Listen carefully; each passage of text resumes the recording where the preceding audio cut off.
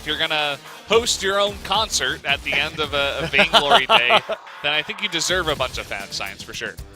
Okay, well, we are going to go right into picks and bans. Invincible Armada and Universal Civils. UC picking first and banning first in their final match here at VIPL Season 2. Do you ever go for a Vox ban? I don't think you can. Druid's just too good.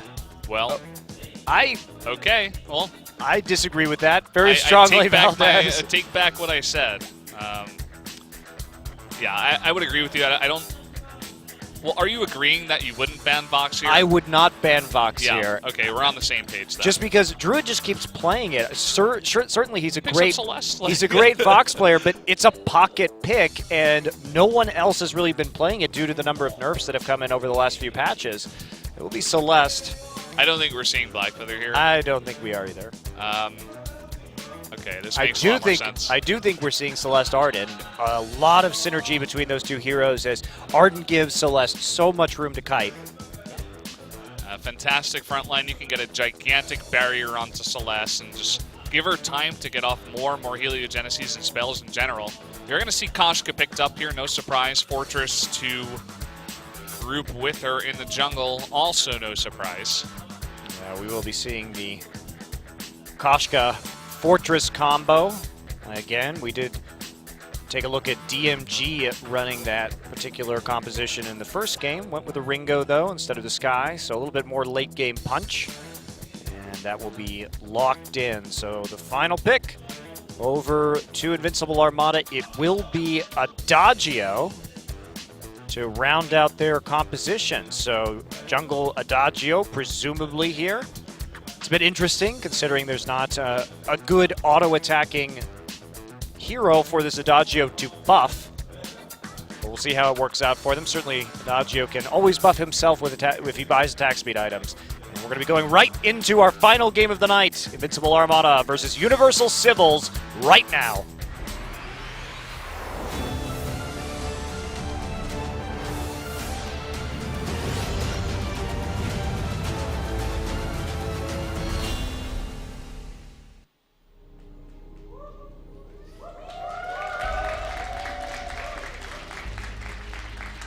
Nice cheer from our very packed audience tonight here at Yongsan in Seoul, South Korea. Invincible Armada, the hometown favorites, looking for win number 3 and that security of sealing up a semifinal spot. Universal Civils fighting for pride right now, down 0-2 in the group stage.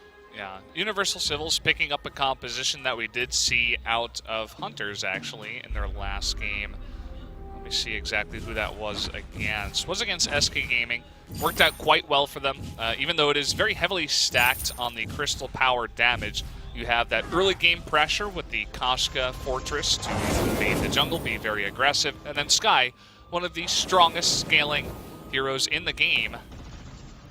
See a little bit of tapping going back and forth here at level 1s, and Pan getting in Druid's face just a little bit, and Rune and Wine playing a little bit fast and loose. So you can see Take It Easy 5 already level 2, Wine gonna hit it right now, and they're just gonna single out Wine early on. You honestly have to expect that to a certain degree. Druid's still only level 1, no core collapse yet, so he can't get any crowd control down, and that's gonna be an easy first kill. I'm kind of surprised, though, that Invincible Armada was there at that specific time. Because when you're going against this group with these two jungle heroes, generally you want to be a little bit more passive, go for ganks, or start at your small minions by the shop instead. Yeah, they're going to fight over this because we do have Celeste coming through. They have pushed the lane out. Princess already there. Princess going to fall, and Take It Easy 5 is just going to get zoned out. 2 easy kills, and that's what we're talking about when it comes to Universal Civils. We saw Druid very deliberately push the lane up right there and then fall back. It seems like communication is off. I mean, letting Celeste come out of the lane like that, they should have known it was going to happen. Yeah, very, very surprised. That's kind of an effect, I think, of just trying too hard to make your composition work. It's like, we're Koshka Fortress. We can beat anything at levels, 1 through 4, 5, 6 per se, but as you said before, you have to also, look at what's going on the map. You can't just blindly say, okay, we took one fight, now we're going to invade your jungle. It's ours forever. Yeah, on the same side, though, Senpan manages to get an angle right now. They are going to try and fight on a scout trap. Wine going to start kiting this one. Princess gets stunned.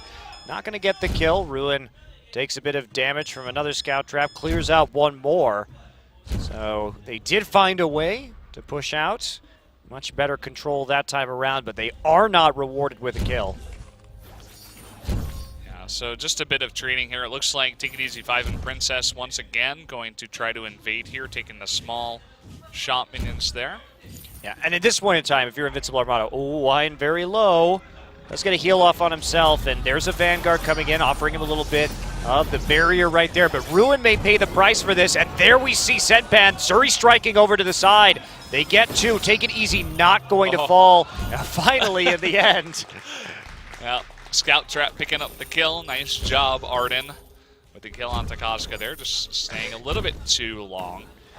And Ruin actually coming through with all 3 kills for his team this game. Maybe not where you want that gold to go.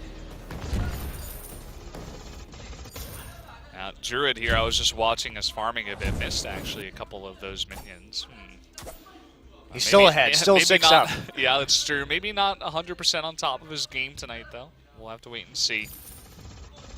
Let's take a look at this replay here. Wine getting a little bit caught out and trying to do a bit of damage. Take it easy, taking a lot of damage, but takes down Arden. Well, and this is the exact opposite problem, right, that we saw previously. This time, Senpan is all the way pushed up, so he can actually get into the brush on the side of Invincible Armada just a little bit faster. And so he can respond better in this early game. And, the way that we've seen a lot of the top teams play against Fortress Koshka is simply when they try and invade your side, you have to go into their side and try and farm their backs. Like that, you just need to avoid them and try and hide in their side of the jungle so you can avoid that early aggression. This time, Wine was caught very low in his own jungle, and then that combined with the fact that Senpan had the angle out of that lane made a pretty easy kill there for Universal Civils, and now they are pacing away at this gold miner. Yeah, kind of funny. Invincible Armada not at all scared to group up as 3 and try to take fights here. Kind of saying, if we are 3, if it's 3 on 3, we should be okay with Celeste.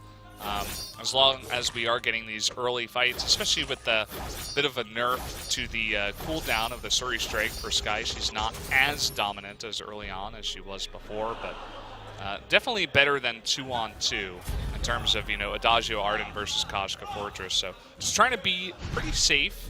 Druid coming down more often than he normally does to just shop and help out his teammates. Yeah, Druid hitting level 6, so he has the Solar Storm available, but Senpan hitting 6 at the same time, of course, and doing a good job of matching Druid, the farm machine, in terms of CS. Druid mostly just playing it safe by his own turret as of late. Universal Civils pushing forward and trying to take those fights repeatedly. Yeah.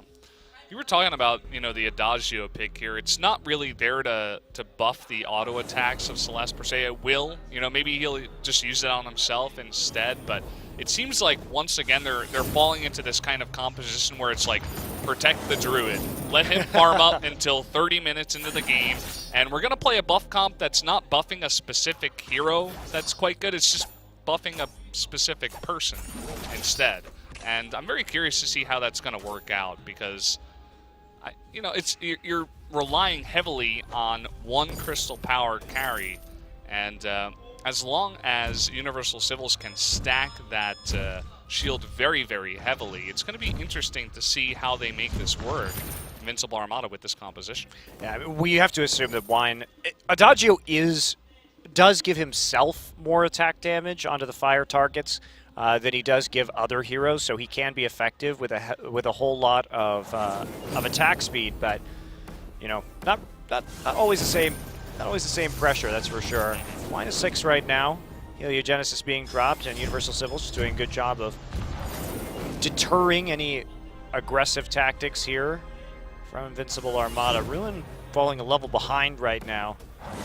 Not being able to pick up quite as much experience. There he goes, 5. And that gauntlet, of course, all important to Invincible Armada's ability to actually team fight. The nice thing that they have is between the Gauntlet and the Adagio ultimate, they have a lot of hard crowd control, and you can't reflex block both of those things. And then you got that core collapse just in case, a bit of a more targeted stun, if you will. Also kind of follow up on the other two stuns. And definitely a very zone-heavy composition. They're going to lay down a Gauntlet, get a lot of AoE damage down, and try to protect Druid behind the Gauntlet, behind the Adagio, and all the buffs. And just, you know, to funnel everybody into one specific area for Druid to do his own AoE damage. Okay. Druid going to get out right there from the Koshka. So poke a little bit. Back again.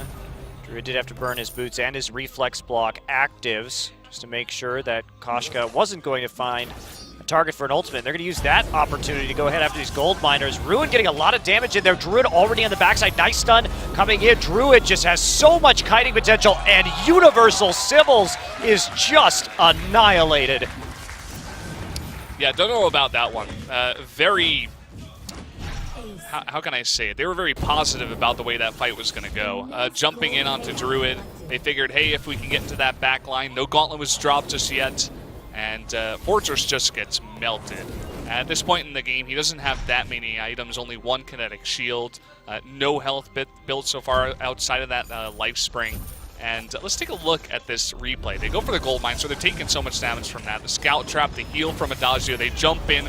The Adagio ultimate as well as Solar Storm, they're just running into a huge amount of damage. Oh yeah, the Heliogenesis too, just going Nova right there. And I mean, I understand why they did it. They thought, okay, well, Druid doesn't have the reflex block right now. Maybe we can go ahead and get him. Doesn't have his boots, and they're going to try and turn this around, actually. Charging forward. They've got all that move speed from the Sky and the Fortress. Druid's going to get isolated on the side. Still kiting. He actually nearly takes down 2 with a star. Whoa, very, very close there. Still 2-1 for Universal Civils. They turn that around, but they lose the turret, and they lose the gold miner. And take it easy in Princess, prowling around right now. But it's not going to be a gold miner as Ducey take it easy back at the base. Yeah, Invincible Armada just getting a little bit too far forward. They take out the turret, but they're able to turn it around very nicely. Druid already up to 2 big items, Eve of Harvest and a Broken Myth. Has that reflex block to deal with the stun coming out from Koshka. And you can really see the potential there. When the fight is not going their way, Druid still somehow manages to go 1v2. And, I mean, he nearly killed them all. Time. Like, yeah. He was so close to not only surviving, but turning that into several kills. But in the end, we do see Universal Civils taking that smart fight, managing to just squeeze out a small victory. Now Druid back in the lane and back to hard farming. 13 here at 10 minutes into the game. You can see Koshka just jumping in there, trying to get a bit of damage down. Ultimate not near off a cooldown just yet, so had no hope of trying to link up anything or force a reflex block even, but either way, just going to back off here. They really need to think about trying to go for this gold mine. I think they want to try to force a fight here in just a bit of time. All ults up for Invincible Armada, though, so they have to wait 20 seconds or so. They want to be even. Minion Candy already dropped onto the gold miner. Scout trap setup pretty good so far for Invincible Armada, and they're just playing it patient. Yeah, that's what I love about Invincible Armada. When they go for this kind of composition, they just try to cut down on the amount of mistakes that they're going to make here. They play very passively, just very defensively, rather than passively. Just defend the gold mine, defend your laner, and always try to be in the right place at the right time. And you can see that Universal Civils is trying to go for a lane gank here. I think that's a good option. You want to take out Druid before the fight even begins. If you can land a Koshka ult and Druid misses his reflex block, you can probably get enough damage out with the Sky and even the Fortress to try to burst him down pretty early here. Okay, so Invincible Armada still set up. Again, the poke coming through. They just want to get as much front-loaded damage as they can. Universal Civils using that move speed to chase him out right there. The threat of the engage is constant. But again, so much damage just poked on to take it easy 5. You can see those empowered auto attacks really doing work from Wine. As that alternating current, Minion Candy down again. kind of rough for Universal Civils. They are trying to force a fight, obviously, with the gold mine coming up here, but the second they overstep their bounds, take it easy, already down to half health, and they're forced to back off. So kind of an awkward spot. I think they need to make a decision to either force a team fight big time or try to just force this gold mine. Well, they are going to do it, forcing it, and they're just going to take it right off the bat and run away with 900 gold or so to the whole team and even it up. So they push out the wave. Druid's already up there, doesn't have the necessary speed, and they know that they could just all in that gold miner and burst it in no time flat. Yeah, it's another option offered to you if you do run this Sky. One of the best, if not the best, at doing that single target damage to one specific target. And they were just able to take it out, even with the minion candy. Just way too much damage coming out. Looks like Invincible Armada going to try to steal it back, and Universal Civil is just going to give it back. Just peanuts, though, compared to Universal Civil's take. Definitely giving Invincible Armada a run for their money. Turning around a couple of fights and smart grouping on that gold miner there. So things looking up for them. Ruin just going to get chunked from face checking. Gauntlet dropped immediately. He's nearly done, however. Vanguard on himself. Wine now the target of that forward barrage. And there's a huge Solar Storm. Absolutely massive. Waiting for that Koshka to jump in. And that is it. Great patience from Druid. And now Princess all alone in the brush, taken out by Wine, and Invincible Armada immediately going to charge down the lane. Yeah, we've seen this happen from time to time where teams are just like, hey, we can pick off one person right away. Problem is, that person is Ruin, who is extremely tanky. He is the roaming player. He gets the gauntlet off and the Vanguard, and he essentially does his job. So much damage came out. The Koshka ultimate also went onto him, and Druid is totally protected. You can see a couple of Heliogenesis, one Supernova, the Solar Storm coming out as well, and the entire team nearly gets wiped. So you have to be very careful with your targeting here if you are Universal Civils. The main target, and the only target I think at this point, is Druid. Well, and as Druid said, save that ultimate for these team fights. And not only that, just look at it coming through right here. Wine's the target, but he sees Senpan jumping in with the Suri Strike, and he waits for that Koshka ultimate. Very impressive patience from Druid. Lines up a two-man ult, and that turns the tide of the fight.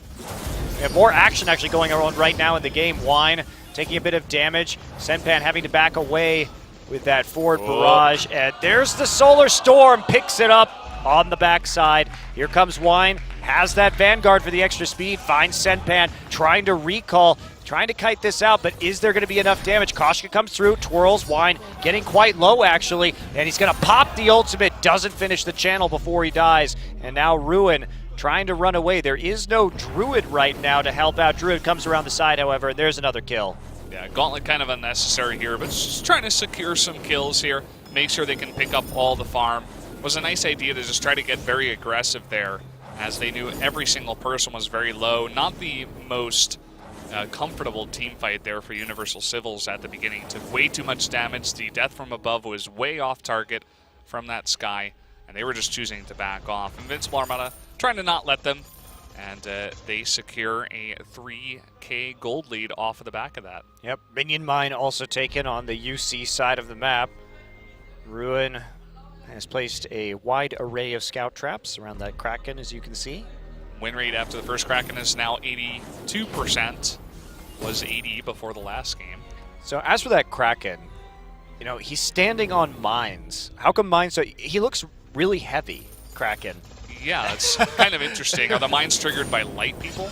All right, and there's Druid. Is going to take a big hit early on from the Koshka ultimate, but that's going to be a huge save from Wine's ult right afterwards. Princess isolated and dropped by Druid. Druid just fearlessly standing in the front lines, triggering that Aegis on the Koshka ult. Yeah, the problem is now that with so many botched team fights early on, Druid is just a monster. He's up to 4 items, 205 minions have been killed at 16.5 minutes. I mean, you can't make this up, Monte Cristo. Like, and he's just very quietly. Remember how Senban and he were about even? Yeah. Well, he's now 50 CS up. I mean, look at this. Farming machine Druid. Requires 2 exclamation points, by the way, Valdez.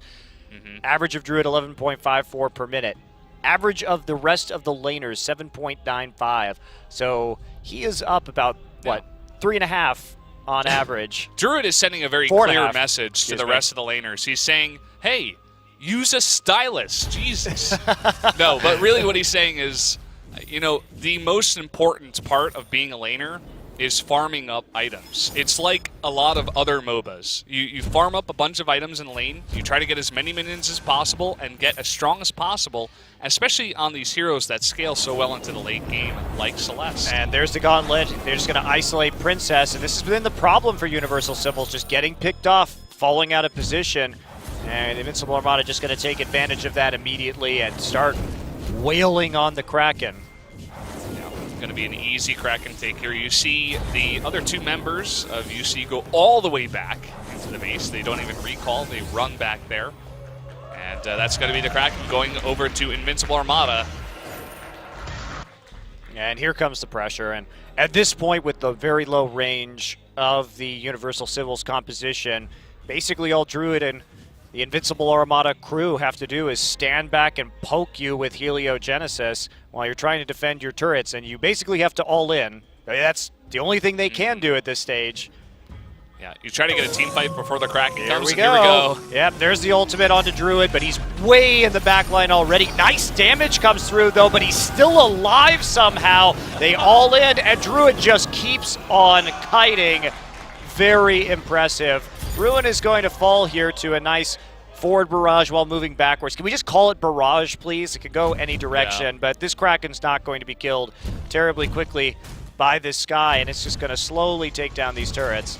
Well, going to be killed quickly if the rest of Invincible Armada are going to back off. We did have Druid very, very low, and with how dangerous Sky can be one-on-one, that is probably the best idea here for them. But you're really seeing the power of a farmed-up Celeste, right? You have 4 items. At the Aegis, you have Eve of Harvest, which is, you know, you're getting a huge amount of Crystal Lifesteal there. But you also have the Ardent in the back. You got Vanguard, Crucible, and the Fountain of Renewal. He's just not going to die at this point in the game. The items say no. Yeah.